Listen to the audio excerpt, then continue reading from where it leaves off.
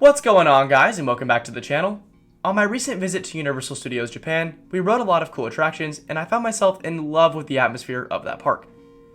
This really got me thinking about how much I love Universal's parks in general, and seeing as I hadn't been to all of them, I wanted to do a little more research on the others. With 6 parks worldwide, soon to be 7, I can probably say I've officially visited 4 out of the 6, and out of the ones I've yet to visit, one stood out to me more than the rest.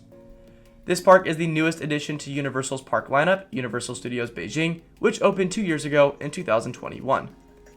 This $7 billion theme park now features 4 roller coasters, including the one I'd like to highlight today. With 7 inversions and over 4,000 feet of track, today's coaster is one that is often overlooked by many and seems to have been forgotten in the coaster world. Because of that, I'd of course like to give it some praise and bring this amazing attraction to the spotlight. So what is it, and where did it come from? This is the story of Universal Studios Beijing's Decepticoaster.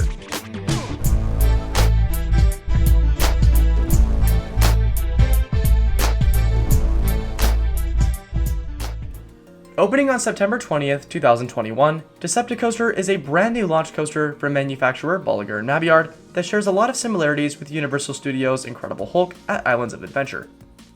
With a height of about 120 feet, the ride starts off in a well-themed station around, of course, the Transformers, where riders are greeted with a large tunnel.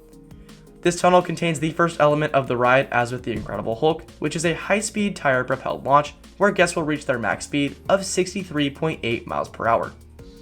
Shooting out into the open air, as guests view the attraction from a ground-level view, they'll notice a large robotic-looking piece of theming surrounding the tunnel.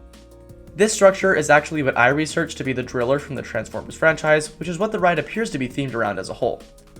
And for those looking for a bit of lore here, here's what a Driller is.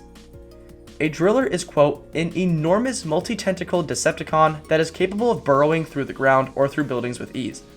They are also capable of great destruction and carnage on any scale, and are often kept as pets by the Decepticons. It's pretty cool. Following this roll, riders are met with 3 more inversions back to back, including a Cobra roll and a vertical loop, where some more minor theming comes into play with effects like fog and a bit of rock work. A turn to the left continues the layout, float into a helix, before another inversion, a corkscrew. This corkscrew leads into yet another loop, which is followed by a left-hand turn, and then followed by an airtime hill. And I know this is a lot, but just stick with me. Hopefully the POV isn't making this as confusing as it's sounding in my head. A mid-course brake run is next, 1 more corkscrew, and a mix of random turns, and then boom, that's the ride. I know it's a lot to take in, and having ridden the Incredible Hulk myself, it can definitely be a bit dizzying at times, but nonetheless, it is a very fun ride. Now, I will say, I do think the theming on Decepticoaster would outdo the Incredible Hulk, but I guess I'll just have to wait and see. Regardless, Universal Studios Beijing has definitely spared no expense in creating a truly immersive experience for guests on Decepticoaster. I didn't touch on it much, but even the queue alone features interactive elements such as a touchscreen display and AR games. Truly a unique feature to an already awesome ride. So, do you think Decepticoaster deserves more praise? Let us know down below. As always, it's been a major pleasure creating new content for all of you, and if you feel like it, please feel free to like and subscribe if you enjoyed today's content. It really does help a lot, so I'd appreciate it. That said though, I will be releasing my Disney Tokyo Sea vlog, which is going to be super fun. That's coming tomorrow. So stay tuned for that, and of course another video coming after that. Until then, thank you all so much for being here, and we'll see you all there. See ya!